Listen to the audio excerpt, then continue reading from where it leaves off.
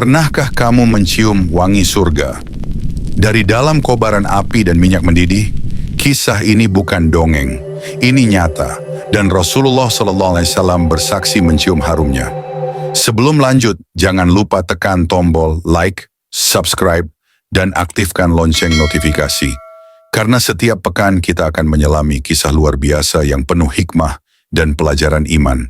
Di balik megahnya istana Firaun yang penuh kekuasaan dan kesombongan, tersembunyi seorang wanita sederhana, seorang pelayan, namanya Siti Masito. Dia bukan bangsawan, bukan wanita yang dikenal dunia, tapi dalam catatan langit, namanya harum, lebih harum dari minyak kasturi. Siti Masito adalah penyisir rambut putri Firaun.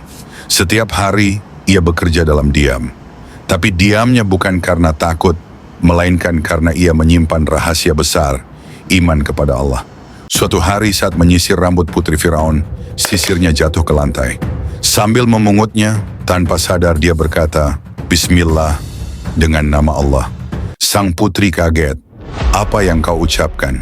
Apakah kamu punya Tuhan selain ayahku?" Siti Masito menatapnya dengan tenang, tak gentar sedikit pun, dan dengan suara lembut ia menjawab, "Tuhanku dan Tuhan ayahmu adalah Allah yang Maha Esa." Berita ini sampai ke telinga Firaun. Sang tiran tak terima ada orang di istananya yang mengingkari ketuhanannya.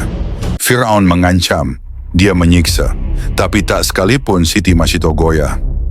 Bahkan saat anak-anaknya dihadirkan satu persatu untuk dilempar ke dalam minyak panas mendidih sebagai ancaman agar ia meninggalkan Allah. Anak pertamanya dilempar, kedua, ketiga, darah dan daging itu mendidih di depan matanya.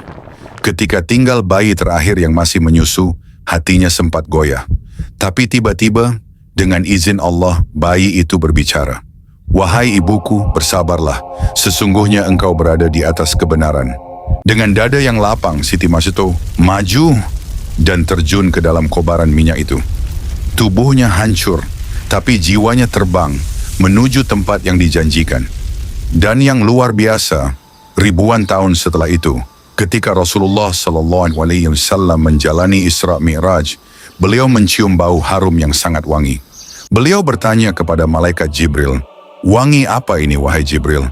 Dan Jibril menjawab, "Itu adalah wangi dari kubur Siti Masito, pelayan di rumah Firaun yang syahid karena keimanannya."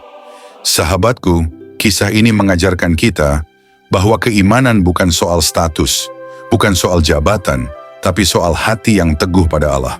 Di zaman seperti sekarang, mungkin tidak ada Firaun yang mengaku Tuhan, tapi godaan dunia bisa membuat kita lalai dari tauhid. Beranikah kita mempertahankan iman seperti Siti Masito?